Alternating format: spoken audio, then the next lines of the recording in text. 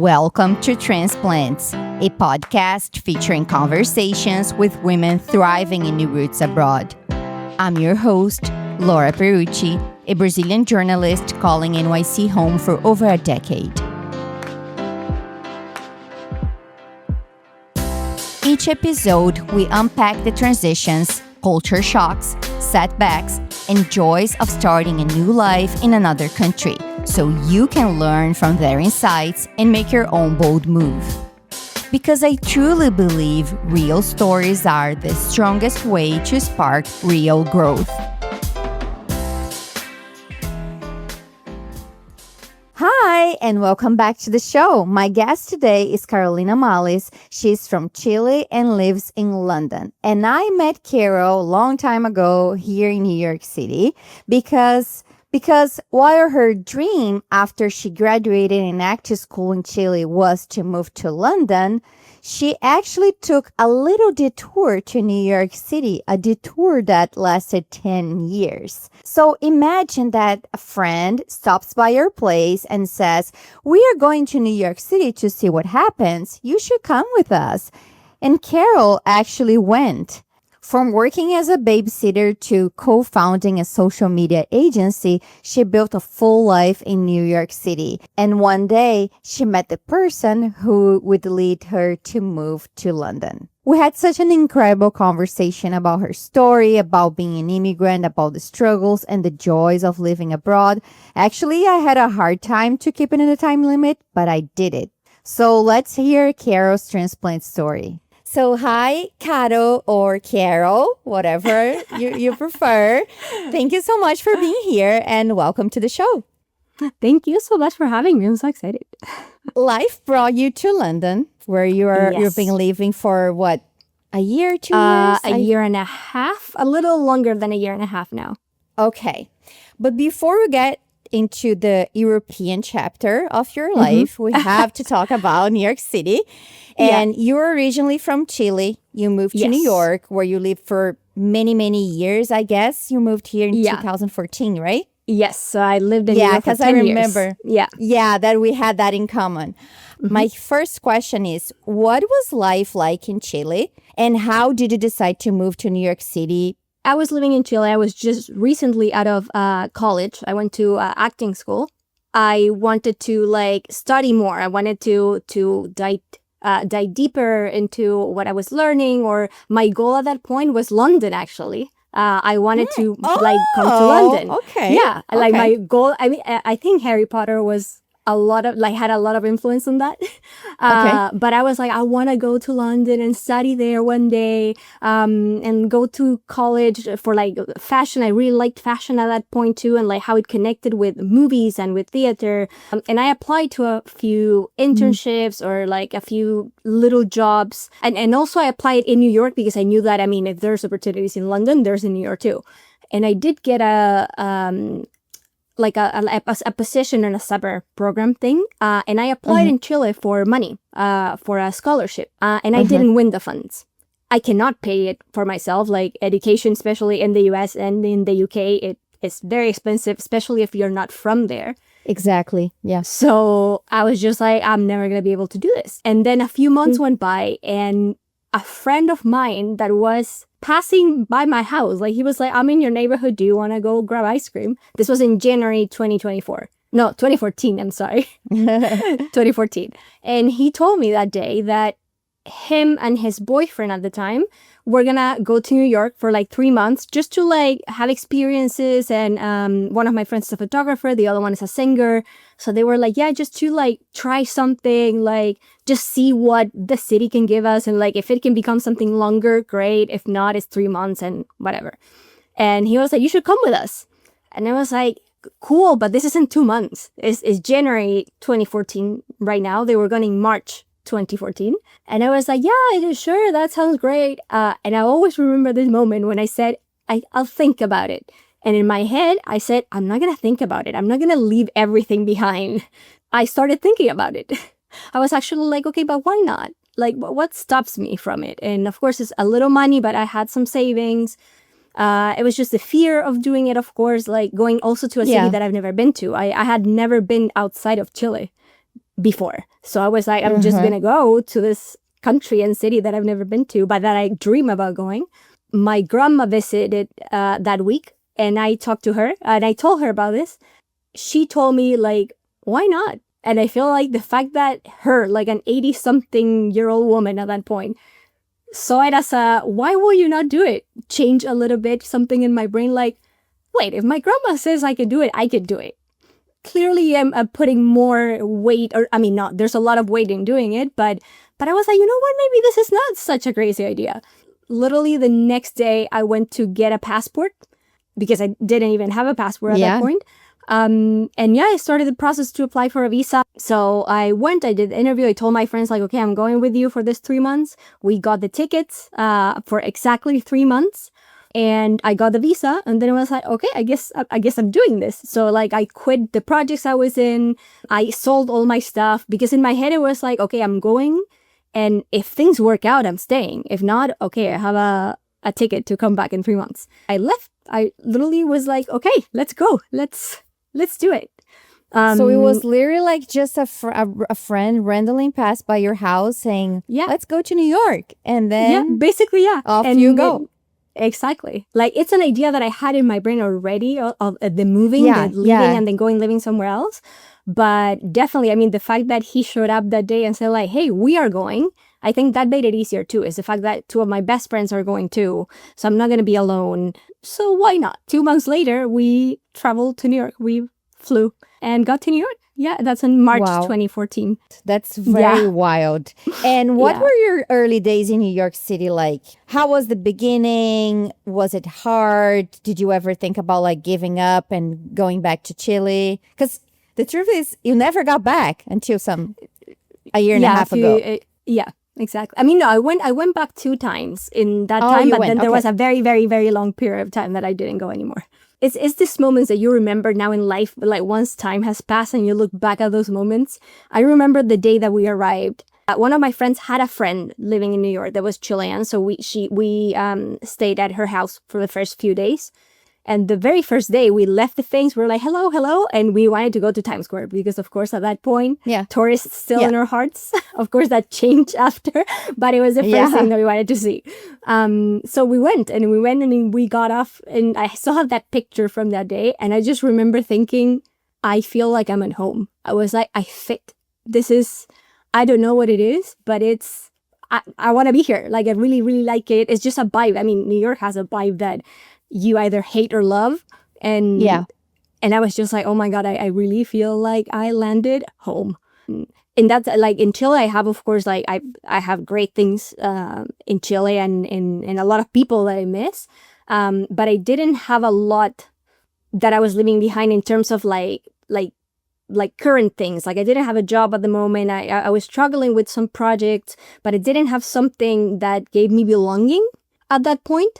And I was just like, okay, yes, this is it. I think it made it easier, the fact that I had people with me, the fact that it was not just me alone trying to navigate it, because it made it fun, it made it an adventure, everything, even the worst things, like the stories that now we laugh about that were terrible at the moment, they were funny too, because we were together doing it. So yeah, we were just those first 3 months trying to find things, see like if we could get jobs. At that point, we didn't understand how it worked really. We were tourists too, so like the visas and the big nightmare that becomes after. Once the 3 months were approaching, my friends were running out of money. And they were like, okay, we think it's the safest to just go back. And so they decided to move their tickets like a few days back. So we were supposed to go back on the 18th of June. And they decided to change their tickets to leave a little earlier. So they changed them to the 6th of June, which is the day before my birthday. And I was like, I have a ticket until the 18th of June. If I have to go back, I'm going to go back, but I'm not going to go back before that. I'm going to wait until that date. At that point, I was just looking for jobs like as a babysitter or a waitress. I just needed more money at the point. They left on the 6th of June, and I spent my first birthday in New York alone, not knowing anyone, but just like walking around. But I was like, I mean, I'm in New York on my birthday. This is not a bad birthday, even though I'm alone. And 2 days after that, I found a job as a babysitter. And I was like, okay, I guess I'm extending this. And I extended It it. was meant to be. One thing that I wanted to talk a little bit also, like we're both from South America. And then we know that the North American culture has like a huge influence across the continent. I mean, at least in Brazil, that's definitely the case. Oh, yeah. I would like to know, how was your experience like growing up in Chile in that sense? And if you think that that influence also influenced your decision, or maybe your choice of career, or your desire to one day come to the United States, although your first plan was London. I mean, yeah, for sure. I think in that sense, Chile is very similar to Brazil in the sense that the culture, I mean, actually, no. Brazil has a very specific and like, it has a culture that is very recognizable. Like I look at Brazil and I recognize a culture. Chile is a little more of a hybrid. I think now it has more of a culture, but there was a moment in life when it was just like a very, like a combination of things. And I think that comes because a lot of the influence and a lot of like what Chile grew on or from is the US culture.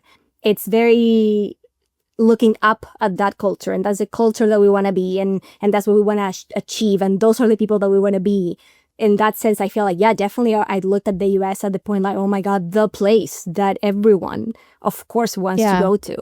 And that, I think that's what also made it a little easy to fit into it, because it was like, I know this culture. Even though there are a lot of things that show up, it's like, I know it. I've seen it on my screens for so many years. Exactly. Because like, I mean, Brazil, like when I was a kid, every day in the afternoon, the TV was playing like American movies. Yeah, no, it's what you see is like the things that you know is the things you talk about. It was just like, oh yeah, I'm going to this place that is the actual place.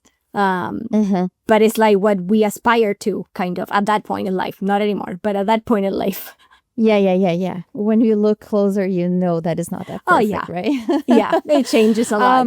Once you got in New York, I suppose like you spoke English already. I spoke in the sense of like I knew how to, but I'd never actually done it. So it took me some time to actually be like, oh, okay, I have to take it out of my brain and speak. But yeah, thankfully I did already speak English very like in a very well manner. Like I knew how to communicate. I was just not used to using it on a constant basis. So it took a little bit of a practice to get it to the point of like where we're now, that is like you're not translating anymore, you're just talking. Yeah, and that definitely helps when you get to a country that speaks English, right? 100%. You mentioned that you got the work as a babysitter, right? I know you did that for a while, but at some point you also transitioned into marketing and communications. And that's not an easy switch, especially like as immigrants, like working on your field, and a lot of women stay in childcare roles because they're more stable or more secure, because it takes time to build a career. And when you are in another country, when you don't have a lot of opportunities, it takes more time. And sometimes that means that you have to make some sacrifices. So what was your experience like? How did you do that? And if you had any advice that you could give to someone in a similar situation, how that happened to you? Because when I met you, I think you're already kind of working in an agency or something like that. The thing is, I moved and I did the babysitting, always knowing that this is what I'm doing for now because I need the money. But I always knew that I wanted to transition to something else. I'm not here just to be here. I'm here to do something. So if I'm just going to be here and be a babysitter forever, that's just not my call. It can be someone else's, and great for them if they can achieve it. Yeah, like, let's get that straight. Oh yeah, like there are people that do it to this day. They're like great, amazing people that I met those days, and they still do it. But that was their goal the whole time. So I'm like, great, you achieved your goal. Like that's amazing that you did it. And they of course like now have higher like clients, or like they work with more people. So it's like amazing. I met a Brazilian that worked for the Kardashians, and she was making a lot of money. So no shame of that. I made so much more money as a babysitter than I made when I switched. Definitely not a thing of like, oh, I just want to make more. You can make a lot of money as a babysitter. I was making a lot of money. I always kept doing on the side the things that I liked. Like in Chile, I was also working at magazines. I was working like writing about like fashion and how that like in TV and in movies. And at that point, I was working for a magazine in Chile, and that was fashion based, like everything that I did was fashion. And one designer from Chile went to New York for New York Fashion Week, and I was sent to interview her for this magazine. So I went to cover the first day, kind of like the casting for models. So I was able to talk to her, and that day I met Trini, that my friend Trini. Yeah. And then the next day I went to the backstage of the fashion show to kind of help, but also to get more insight. And Trini was there again. And that's when Trini and I connected. And that's a friendship that, until today is one of my best friends in the whole world. So that's the day that I was born, but that's also the day that we both realized, like, okay, there's something here that we could do, like an industry that we have in common and ideas that we have in common. And at that point, Trini was more like the one that actually said, like, okay, we can do this. I was still very young too. I was very, very young and still figuring out, like, how do I put these things that I like in one thing?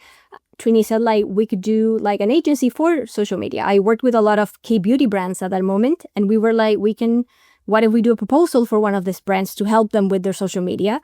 And that's how Choc Choc was born, which is the agency that still exists. I'm not part of it anymore. I was a co-founder at the time, but Trini is still in it, and they're doing amazing, amazing, amazing. So yeah, that's how I started getting into the social media part of it. It was Trini too, the one that pushed me to do social media. Like, you should do more things for your Instagram. Then I started getting into it and started actually liking it, understanding the part of our content creation that's actually like, oh, you can enjoy this. Like, if you like this, if you actually like communicating, this is something that can be really cool. I was still doing babysitting on the side because we were just starting. So I was doing babysitting and then working on the agency. It took me years before I was able to give up babysitting completely. Like, I did babysitting for at least, I think, 6 years. And I think in that sense, like, thinking of advice or like what I will have loved to hear back then, or things that I see now that I didn't see then, every single person starts at zero. The starting again in a new country also means that your age is different. People that are starting right now in the new country are probably younger than you because they've been doing this for a long time. But for you, taking a step back in industry, networking, and in all that you know, and you're like, okay, but I'm older than these people, so they're ahead of me. They have more to offer. They're younger. And I think you just start thinking, like, there's just no more space. I think that's happened to me with that project, but with every single project that I've had in my life after that, you just tell yourself, like, oh, maybe there's too much of it. Like, you start thinking that you're too behind, that, like, these people are already so good at what they do. But I think at that point, I didn't realize so much that, like, every single person starts at zero. Even the ones that are, like, very, very, very, very high up and that I look up to, at one point, they didn't know what they do now. At one point, they didn't have the skills. They didn't have the networking. They didn't know how to do it. They were not born knowing how to do it. You just have to think, I'm going to learn it. It's going to take some time, but at one point I'm going to get there too. If I like it, or maybe in the middle of the way I decide that actually I do not want to, which happens a lot too. Yeah. I think you put a lot of pressure on yourself at that age, especially. And when you're a woman, especially I think the Latin American and US shock, or that kind of relationship is also like, okay, I'm a Latin American in the US, a woman. And I'm trying to insert myself in it when from the base, I know they don't want me to. Like, you just have this idea that, of course, they would prefer if I was not here. That now is very obvious. But at the point, it was just like, you just know. And yeah, I think that pushes you back a lot. It makes you wonder, like, is it really worth it? Am I ever going to break through them? Am I ever going to actually achieve something as this tiny woman from very, very, very far down in the continent? But I think that's the thing. It's just thinking, like, the person that is from here, the person that is from whatever, they started at zero. It may not work anyway, but the chances are the same.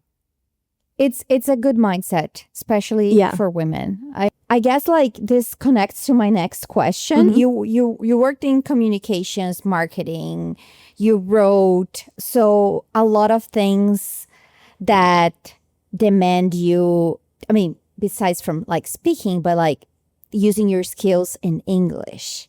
I guess, like, how did you get to the point when you feel, like, more comfortable and confident writing in English. That's a challenge for a lot of people living abroad. I know that perhaps a lot of people that are listening to us that also like have to speak English, and English is not their first language.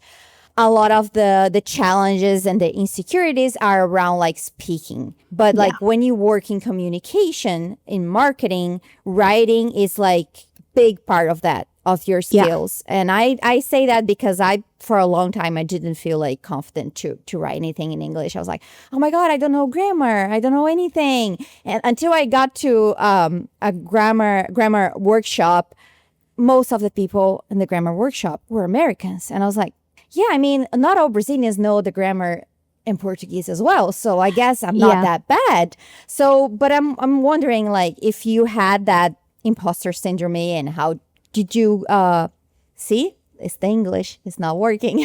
But how did Sometimes it just, How did you make it?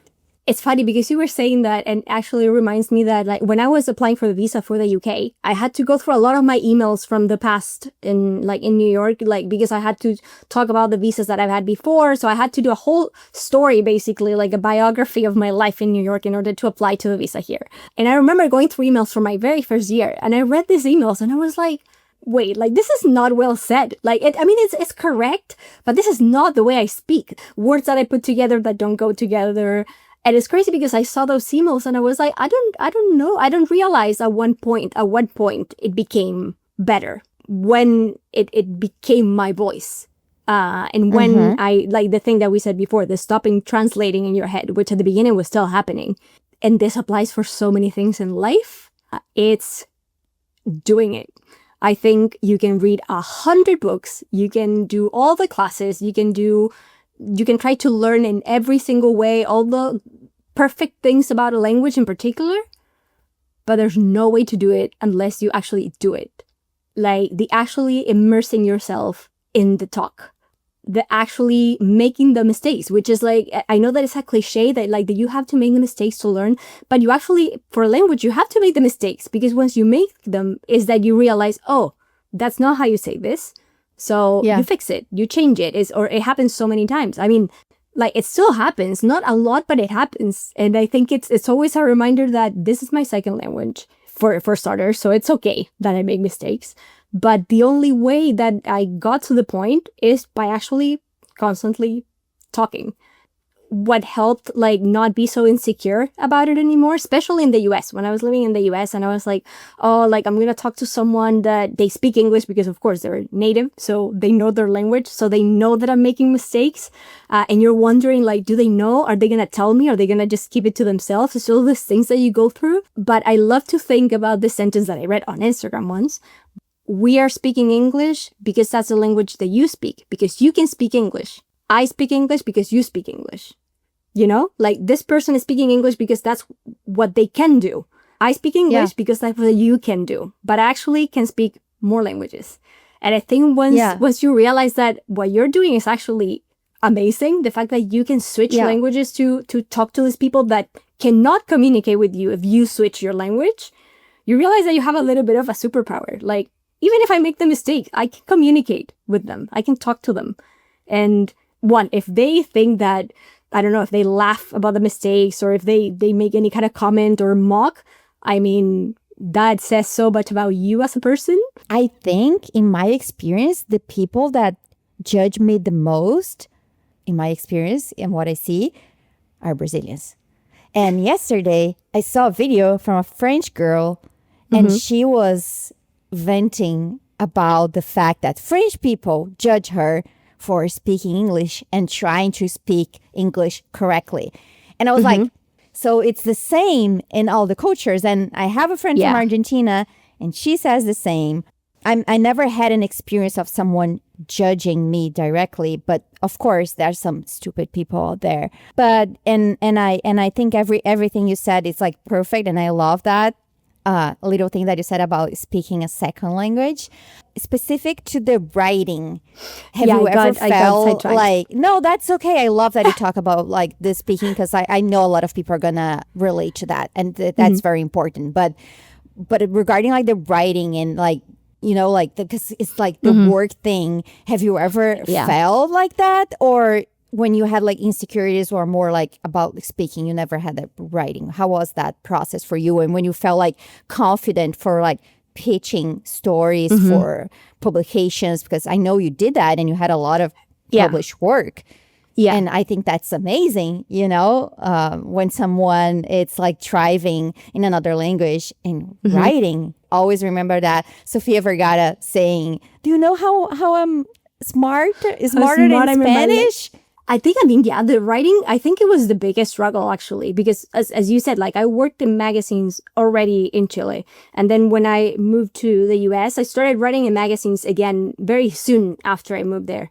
So I was again back in the writing. At the beginning, I was doing in Spanish, but then I started diving into the English part and I started getting like little magazines, but then I started to understand the pitching system and how you can pitch editors. And I started meeting people. So I was like, okay, I'm going to pitch. I mean, the worst thing is going to happen is that they're not going to answer at all, or they're going to say no.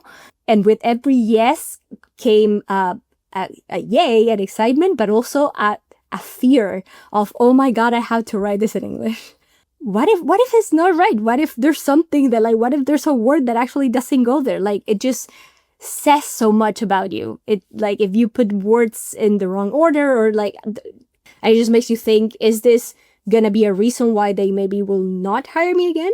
I read the stories of people that I met at that point. I met a lot of editors and other like freelance writers. And I was reading their stuff and I was like, I don't write like this. I cannot write like this in English. But putting it in words and paper, it's such a big exercise to kind of like translate yourself, not in translating in language, it's translate your sentences, the way you speak. And I struggled for years. I wrote one for Teen Vogue that was like one of the biggest ones that I wrote. I was working at like 3 a.m. Every night just trying to do this perfectly. I cannot mess this up by not Englishing correctly. This is also a time before ChatGPT. If ChatGPT was a thing back then and I could ask like, can you check the grammar of this, please? Oh, yeah. It would have been so much easier. I asked friends that are native speakers, can you read it and tell me if this is okay? But I think just as with the speaking, it's right. I mean, it's writing. It's doing it until you start to learn how to translate yourself into writing. I think that happens in your own language too. I think it's a skill that you also need to, like when you want to write something in your language, you need to translate your way of thinking or your thoughts into words. So there's a work there too. I think it's double the work when you do it in another language. It's a skill. I took some writing classes, and the teacher. I never know if I should say teacher or professor. That's another thing. I don't understand the difference. He used to say that it's a muscle that you have to work. Yes, and you have to practice and train. I agree. Yeah, it's like expecting to like have big muscles and not working out. Exactly. It's the same with with speaking that you said before. There's no way. You have to make mistakes and then you learn. I try to remind myself of that because I'm learning French and also like I speak Spanish, but my Spanish is not that good as my English. But I try to remember myself, okay, you've been living in New York for over 11 years. Can you imagine like all the things that you've learned over these years? So you're not going to learn French overnight. It doesn't work like that. It's a little reminder for all of us. And I guess we have to give ourselves credits for like speaking more than one language. I mean, you just told me that you speak 3 languages. You're learning a 4th, which is... Yes. That's crazy. I am. That's like... Yes. Like, imagine like just telling that to someone. Like, what are your talents in life? Well, I speak 4 languages. That's insane. The fact that you can go to places and switch so the people, the locals can understand you. If someone doesn't understand the power of someone that speaks more than one, it doesn't matter how many, 1 more, 2 more, 3 more, like a whole other language. I agree with you. It's crazy. It's a lot. Yeah, you understand so much too from a culture, I think, from the words. Like, especially when you start realizing that there are no words in one language, but there are in another one, which happens a lot between Spanish and English. And you're like, there's no word for this. But in Spanish, you can say this word and it means this. And then in another language, it's something different. And there's there's just so much built into languages. At one point also I started learning Korean. And I mean, remember. I'm in a very basic, I still know how to write and how to read it, which I think is a great skill for that. I can actually read something in Korean. Girl. But I cannot talk Korean? to someone. Yeah. It's like this really a whole other world. And I was like, this is a great thing that I can do this. The fact that, I mean, I cannot speak, like I cannot have a conversation. I can understand maybe a little bit if people are talking. But in that time that I learned so much about the culture through the language. It's just like, there's things that happen in the words that tell you about how people relate. And I think when you try to learn other people's languages, then you understand a little more about them too. So I think agree. So you mentioned Trini. I would like to add that Trini is also from Chile, right?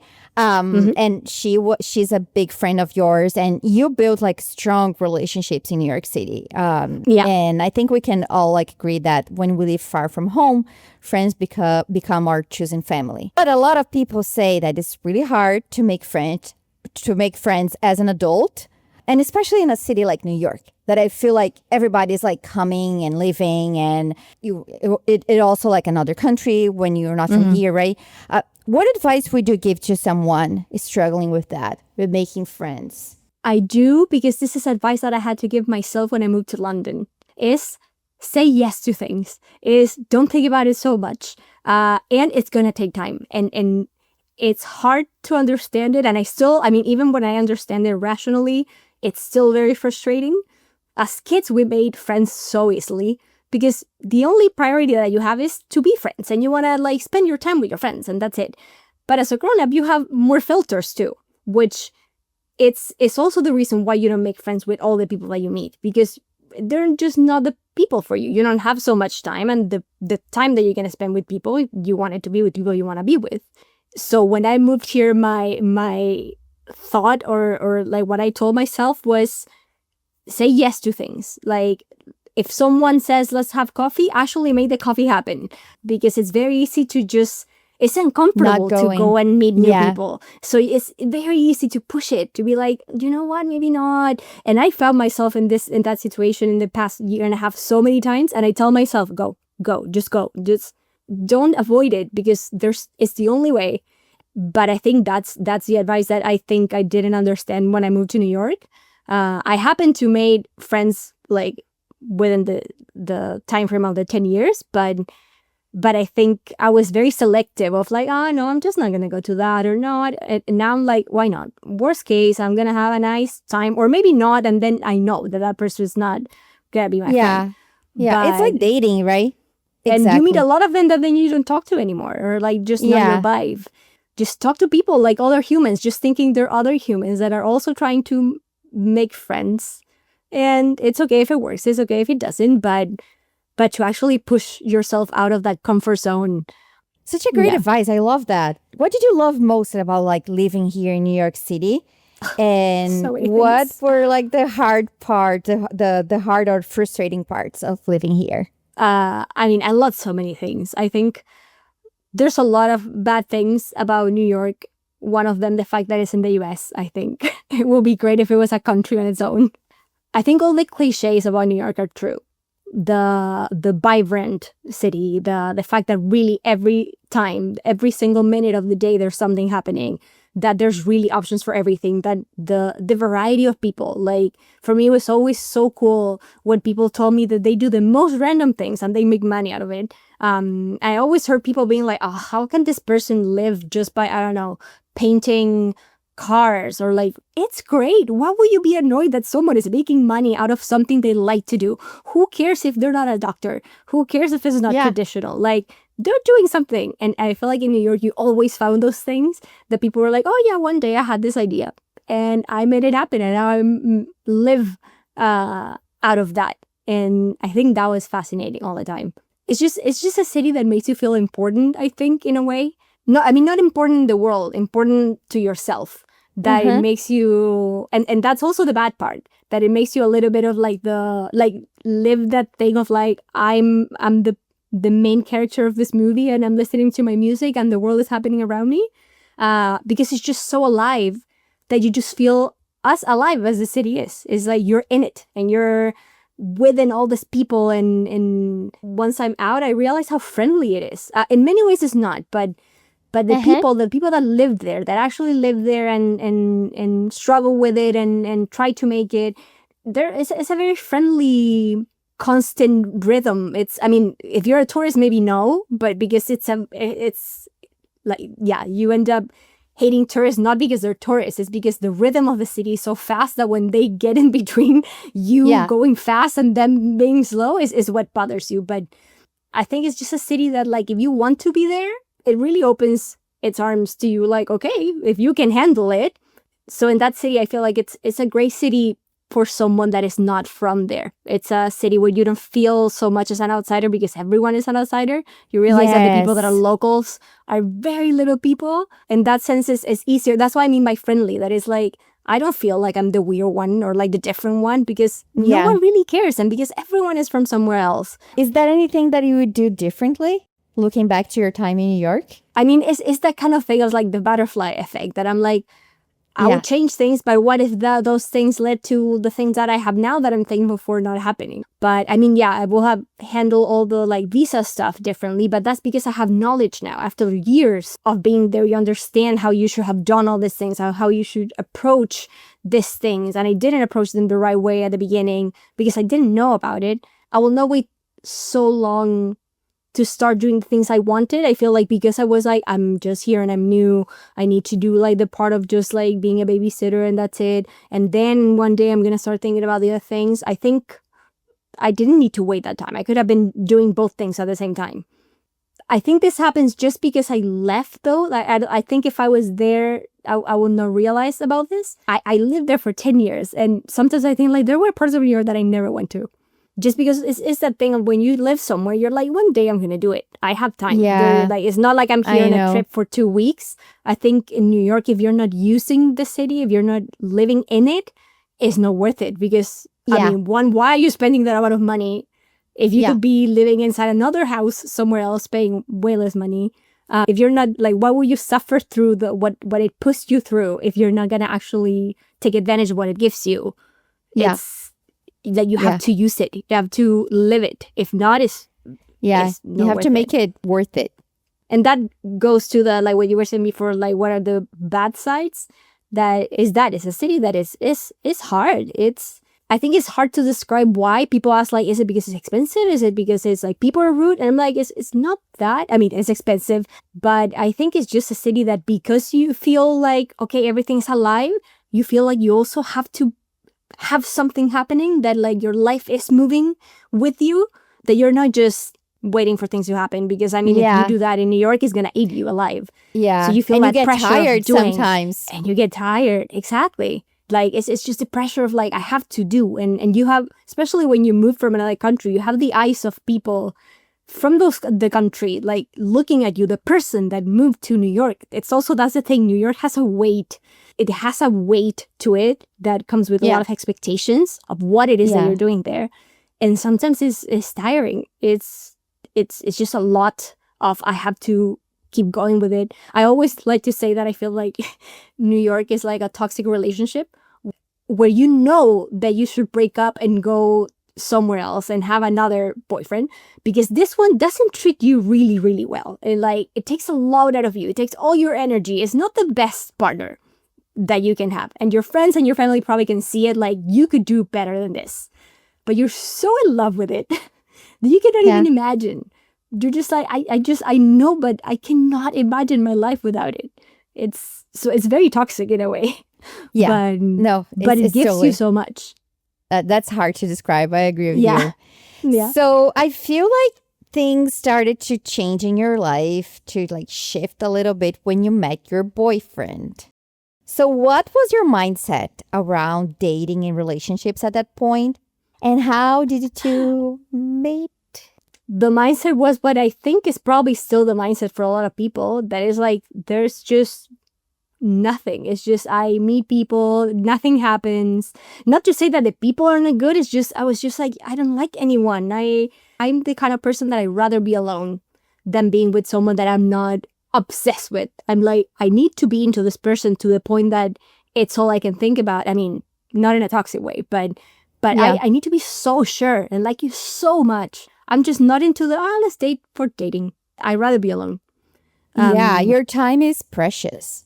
I was just like, I want to meet someone like doing things. I was like, I want the old way when you go somewhere and that person is there and like, I don't know, in a party Yeah. because a friend had a party and you meet them and that's how it happens. And of course that never happened. At the exact point when I met my current boyfriend, I was very like, I'm not looking for anything right now. I was like very focused on work and I was kind of also not changing industries, but I was getting into a new industry and I was very focused on learning. I was just saying yes to everything that could give me anything on that industry, which was like VR and that side of things. It also in a series of things, one of my friends in New York had at that point her boyfriend, now her husband. He was the only person that I knew that was also into VR and things and into like this world. He worked in it, so he actually knew. So I was like, this is my friend that I could talk about these things with, that can teach me some things. And he told me that the Tribeca Film Festival was coming and that I should go see a show by this one company in particular because they do amazing things and they've worked together and that he was going to work with them while they're here. And then at one point, this friend contacted me to say, I am not going to be able to work with them anymore because like they need me to do something in 2 days and I cannot do it. So do you want to do it? I don't know how to do these things that they need me to do, but I'm going to learn them somehow. So I said yes. I was like, yeah, sure. Yes, I'll do it. And I had to go measure like a venue in Broadway. I had just to Google. I did a really bad job. But I did a good job in other things. I was like, this is not my specialty, but whatever else I can do, I'm going to do really well. So hopefully when they come to New York, they want to meet me and they want me to work with them during the festival. And they were based in London. And one of the producers asked me to be her assistant producer while they were in New York. So she was like, can you work with us the first 3 days? Those 3 days became 7 and the 7 became 21 and I worked the whole project with them. It's there where my boyfriend that was working with that company, he went to New York on that project. And that's how we met in working on that project. So I ended up having just meeting someone randomly because we're doing something. I ended up having that, but in a moment where I was really and that's a very cliche, but yeah, but it's a cliche of like you find it when you least expect it, and yeah, it's very annoying cliche, and I hate it when people told me that, but it happened like that. It's true. How long you guys were in a long distance relationship? What we had was like we thought it was a summer fling. We were like, okay, yeah, like you. I was like, yeah, okay, I haven't liked someone in a very long time, so this is nice to actually like someone. So then he left, but then we never stopped speaking. And it was 6 months until we saw each other in person again. In a sense, we were not really together those first 6 months. We were talking. It's like we were dating non-exclusively kind of during that time until he went back to New York 6 months later because we were like, okay, let's meet again and see if this actually is a thing or if it was actually excitement of like the fact that you were going to go and the adventure of it. So he traveled back to New York and like 3 days in, we were like, yep, this is it. And we made it official. And then we did long distance for a year after that. So it's a year and a half, a year, depending on where you start counting from. Did you learn something over this year? Like some unexpected things? I mean, one that I think I've never had a long distance relationship before that. And I think you hear all the people all the time saying that it's really hard. And I think you don't understand how hard until you actually are in one. It's different, like, I don't know, if it's like people that work together and then one of them has to leave, where like the foundation of your relationship already exists and then you separate. Yeah. It's different from us that it was like, we are starting in long distance. In this circumstances, so like all the beginning of this relationship is happening like this. It involved a lot of very, very big conversations very, very early. Because you just have to be sure that it's worth it, that if we're going to do all this effort, because there's a lot of effort into it. So you talk about like all the big things, marriage, kids, every single thing that you usually wait a few months to talk about. it was the very first month. Like, okay, let's talk about these things. And a great thing that you learn from it is just communication in a different way, because you're far. So you have to be purposeful and do the dates and like, okay, we're going to talk every day, or we're going to like, you just have to schedule a lot. You have to commit a lot to spend your time looking at a screen. It really sucks, especially when, of course, you want to be with the person. So that, I think it just teaches you a lot about communicating with this person and learning about this person by doing that. Like, you actually have to say things. I'm not in front of you to read your gestures. Like, we have to put like time. We have to make efforts, little efforts constantly to be connected. It's a very like, you're two lives, separate lives. You're independent from each other and you can be separate. You choose to be together. So I think that is a great thing to learn. Like, we're together, but we are very, very far.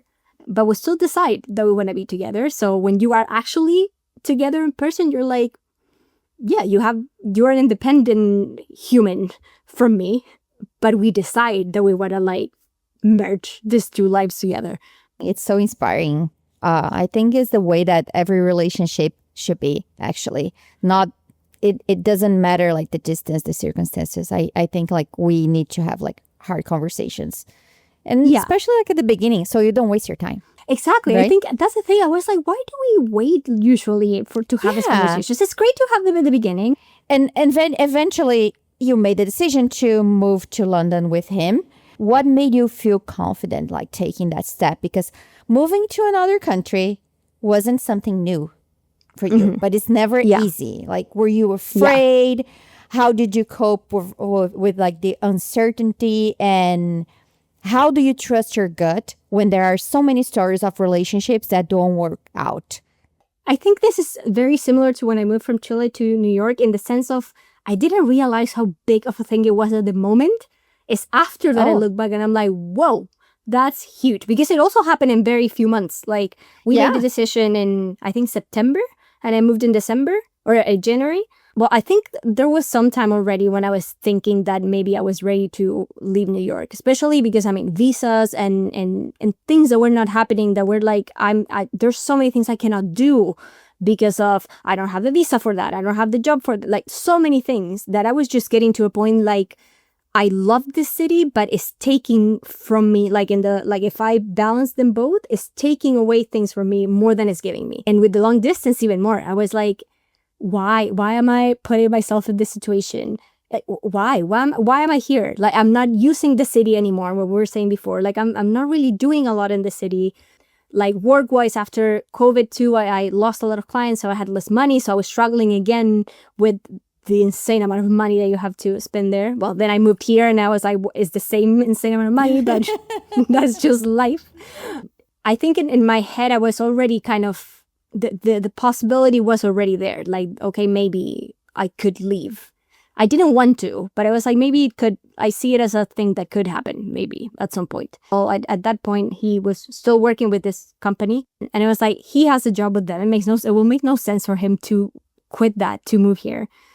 If he comes here, there's nothing I can, like, I'm not from here. So it's not like, oh, we can, I don't know, in a few years, I can give you a visa if we get married, whatever. No. Because freelancing is just as now. Like, I can be anywhere in the world and do my job. So it just made so much sense. And as I said before too, I think the fact that I was so strong in I'm not dating people unless I'm really like so sure. I was just so sure. You always can be wrong, of course, a lot, or things can not work out, whatever. But I was like, I just know it. I remember meeting a few months before I met him. I met with one of my best friends for dinner, and she was like, "But what are you looking for? Like, what is the things that you're looking for in a partner and a boyfriend that, of course, not perfectly, but I feel like I described this relationship." I was like, I want a best friend. I was like, I want someone that I forget sometimes that is actually my boyfriend, because it's just such a good friend, and because we laugh, and because we're like, I was like, I don't want someone to come treat me like a little princess. And no, I want my best friend. Great that you're also in love and you're a couple, but I was like, that's exactly what I want. And if I don't feel that, I'm not interested. And that's what I found. Why would I not give myself the chance to actually live this and be far in this city that is actually not giving me more, that I was trapped in it too. I could not travel because of the visa issues, because I was waiting for like a visa waiver thing. I just felt all the time kind of like someone was telling me, you cannot. And it was just like, it's freedom. It's freedom to be a human and with the person that I want to be. And why will I not? It meant leaving a lot of things behind, but I don't think the concept of like the right thing, I think it's more that I was just so sure this is what I wanted to do. So in that sense, the decision was not hard. I think the hard part came after that. You were saying that the decision was not the hard part, and you mentioned something that was the hard part came after. I want to know why. Yes. One hard part was that like you don't realize the amount of things you have and the amount of the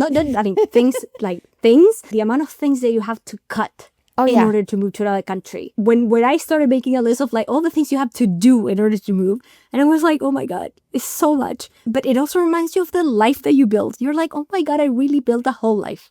It was just, I mean, it was very stressful. I really hope I don't have to do it ever again because it's so much. I was always very excited about the move and so ready that I was like, I never doubted it. I mean, I know that I'm gonna miss my friends and I'm gonna miss this, but I was so sure that I was enjoying the goodbye, and not enjoy the goodbye, but just very sure of like, it's 10 years, it's a good number. I was like, I feel like, like it shows me all the things that I built. So I was very proud of like, look at all these things. I was living on my own for the last 3 years of that time, which I mean is not easy to do in New York. So I was like, I built a home, which if I go back to Chile, I have to rent something. I have to go to a hotel, or I don't have a house that I go back to. I don't have a family house. So I don't have that sensation of home. I have it in Chile. I have it on my grandma. My grandma is my home, and that's the thing. And like some people of my family, but that, what I said before, like that belonging attached to a place, I didn't feel it until New York. And I was like, wow, I built a home in the past 10 years. And so cutting all those things and getting rid of things also showed me like, kind of just shows you like you don't realize the amount of things that you do. It was the after move it was way harder than I thought it was going to be.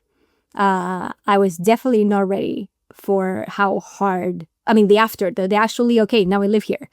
Because it was not so hard when I moved from Chile to New York. So I didn't know the actual experience of being homesick and the actual missing things and the actual like I still feel like home is there, not here. And it took a long time. Yeah, I feel you. Because sometimes I think about it. What if we move to another place and, oh God, yeah, it's a lot. It's different. Yeah. And you were another person also when you moved from Chile to New York. Like the person that I was at 23 and the person that I was at 33, they're two different people. And the 33-year-old that I was at the moment is the person that it is, or was the person that it was, because of New York. And while I'm now excited and I love it here and I'm really like, I belong, and I feel like I just took a detour because originally I wanted to live here. So it's just like I took a 10-year detour. I built my adult life in New York. I always remember living in New York and seeing all these Instagrams of people like talking about moving and how you feel like how half of your heart is still in that other country and half of your heart is here and you feel that thing. And I always remember thinking like, I don't feel like that. Like I miss Chile in many ways, and there are a lot of things that are amazing about Chile. That there are many things that are amazing, but I never felt that thing of my heart is divided into. I never really felt that homesickness until I moved here. I was like, wow, I get it. I feel like for many months, I still live there in my mind. So I was checking the weather. You start thinking of your friends meeting without you and like all the life that keeps going without you there. And you want to know what's happening. And really, it felt like half of my heart was there. You're it felt like grief.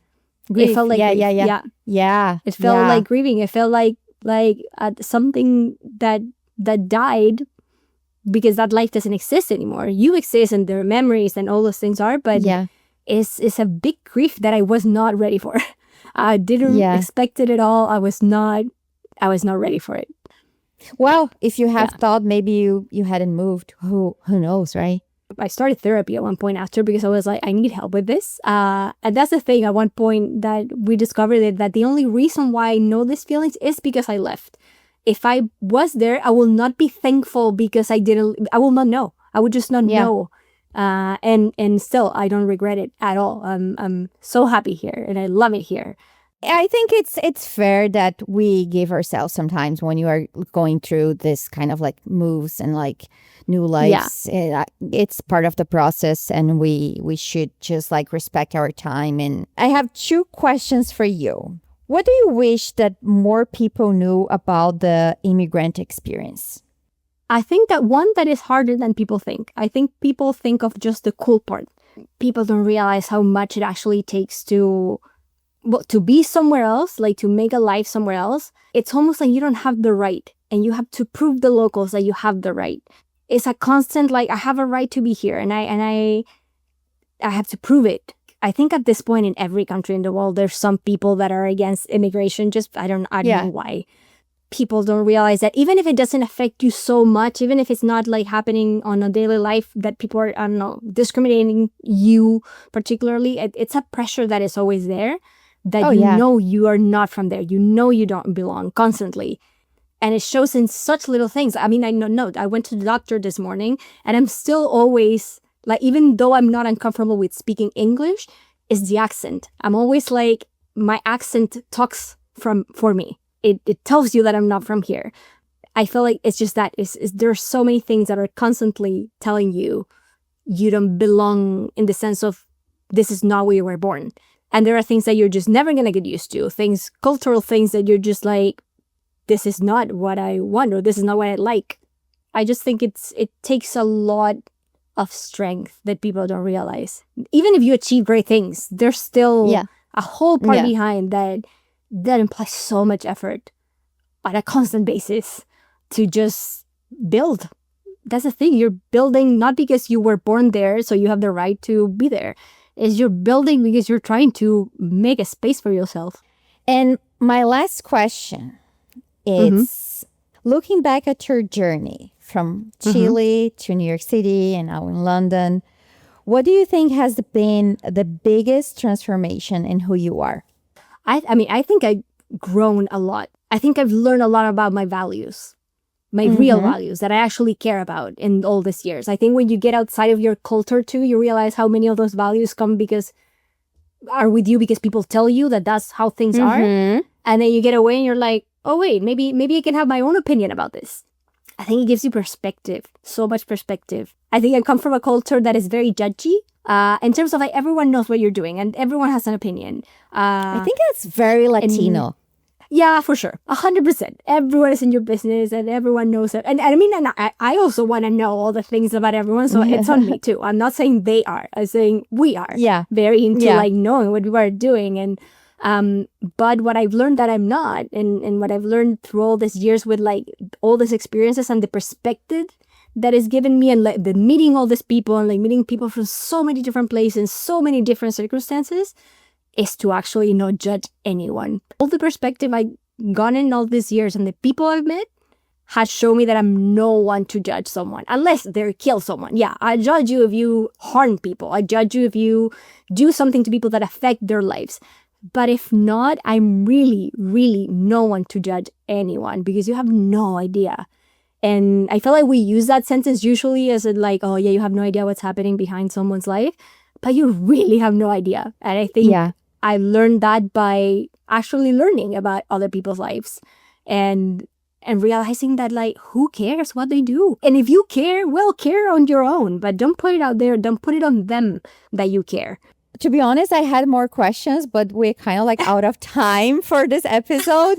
But thank you so much. It was incredible. It was amazing. And I hope that everybody that is listening, I hope they like this conversation so far and that can inspire them. Feel free to share where people can find you. So maybe if they feel like going there and send you a message about the podcast.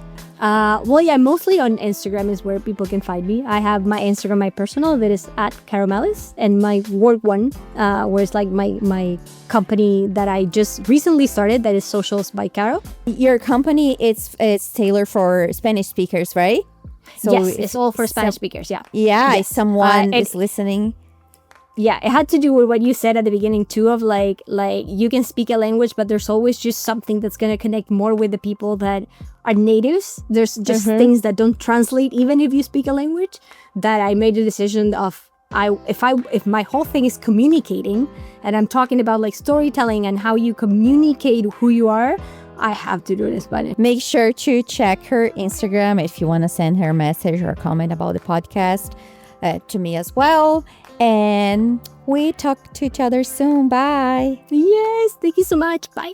I hope you guys enjoyed this episode. I had a great time with Carol, and I've known her for a long time, but I didn't know a lot of things about her story, and I'm so grateful she was able to share here.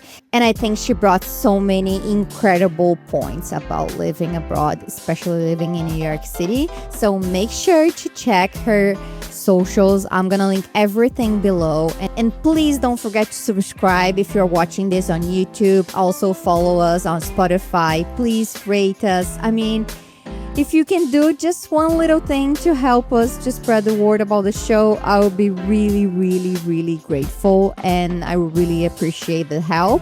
And if you are a woman living abroad and you have an amazing story to share, or if you know a woman living abroad that has an amazing story to share, please don't hesitate to reach out to me. And I guess that's all for today. And until next time, bye.